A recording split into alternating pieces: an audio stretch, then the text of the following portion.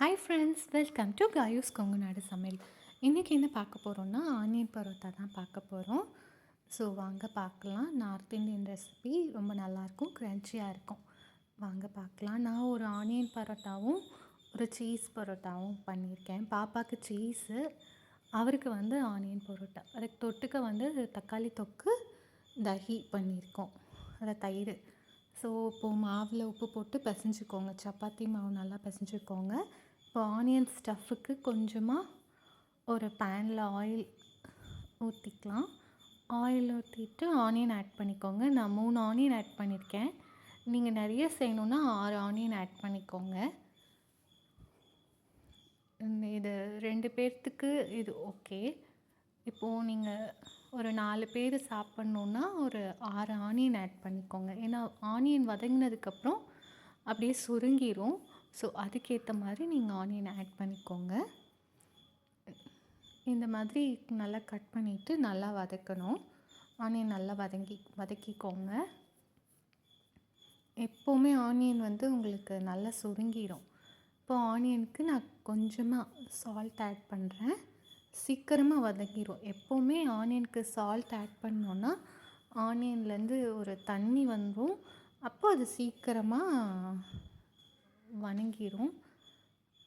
பாருங்கள், அப்படியே இருந்ததுக்கு இப்போ நல்லாவுமே வதங்கிடுச்சு. இந்த ஆனியன் வந்து ரொம்ப க்ரன்ச்சியாக இருக்கும். சாப்பிடும்போது தொட்டுக்கு எதுவுமே தேவையில்லை.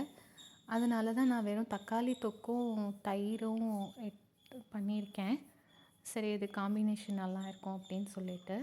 இப்போ ஒரு 1/4 ஸ்பூன் மஞ்சள் தூள் ஆட் பண்ணிக்கலாம். 1/2 ஸ்பூன் மிளகாய் தூள் ஆட் பண்ணிக்கலாம். அப்புறம் கரம் மசாலா இருந்ததுன்னா அது ஒரு பிஞ்ச் ஆட் பண்ணிக்கோங்க.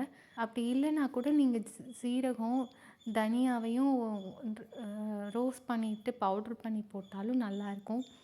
பட் குவான்டிட்டி கொஞ்சமாக செய்கிறதுக்காக நம்ம அது பவுட்ரு பண்ணவும் முடியாது. அதனால் இந்த மாதிரி கரம் மசாலா பண்ணிக்கலாம். நீங்கள் நிறைய செய்கிற மாதிரி இருந்ததுன்னா அந்த மாதிரி ஆட் பண்ணிக்கோங்க. இப்போ மேத்தி லீவ்ஸ் ஆட் பண்ணிக்கோங்க. மேத்தி லீவ்ஸ் இல்லை அப்படின்னா நீங்கள் மல்லி இலை கூட ஆட் பண்ணிக்கலாம். இருந்ததுன்னா அது ஒரு டேஸ்ட்டு நல்லாயிருக்கும். இப்போ நான் சப்பாத்தி மாவு பிசைஞ்சு வச்சுருக்கேன். அதை வந்து சப்பாத்தி தேய்ச்சிக்கலாம். நம்ம இனி அதை ஸ்டஃப் பண்ணி ரோல் பண்ணி கட் பண்ணுவோம். பாருங்கள், சப்பாத்தி மாதிரி தேய்ச்சாச்சு. நம்ம பண்ண ஆனியன் ஸ்டஃப்பை வந்து இப்படி ஸ்ப்ரெட் பண்ணிக்கோங்க. அவங்க நார்த் இந்தியன்ஸ் கீ தடவுவாங்க. நம்மளுக்கு கீ வேணான்னு நினைக்கிறவங்க கீ ஸ்கிப் பண்ணிடுங்க. நானும் கீ எதுவும் ஆட் பண்ணலை. உங்களுக்கு வேணும் அப்படின்னா நீங்கள் கீ ஆட் பண்ணிக்கலாம். அது அப்படியே உங்களுக்கு பர்ஃபெக்டாக அந்த டேஸ்ட்டு கிடைக்கும் கீ ஆட் பண்ணிங்கன்னா. நான் எந்த கீயும் ஆட் பண்ணலை.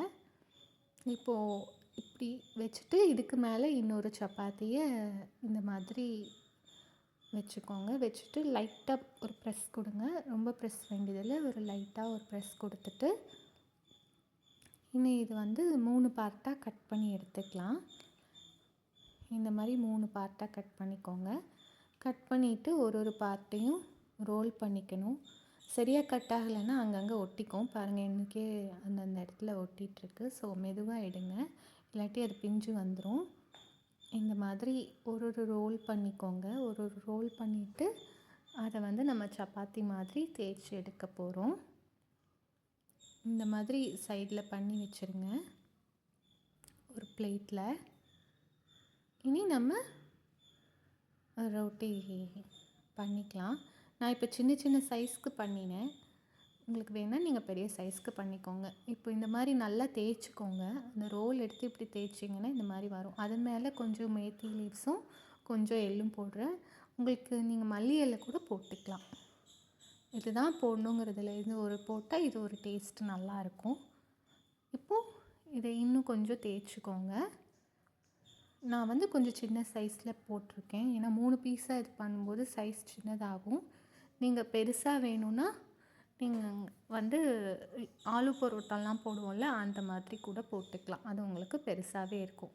அதை இன்னொரு நாள் நான் அதை எப்படி பண்ணுறதுன்னு சொல்லித்தரேன்.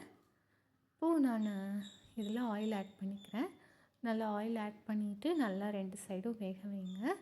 நல்லா கிறிஸ்பியாக இருக்கிற மாதிரி வேக வைங்க. கமெண்ட் பாக்ஸில் கொஞ்சம் எக்ஸ்ட்ரா ஆயில் ஊற்றினா தான் இதுக்கு நல்லாயிருக்கும். 2 சைடும் கொஞ்சம். ஃபஸ்ட்டு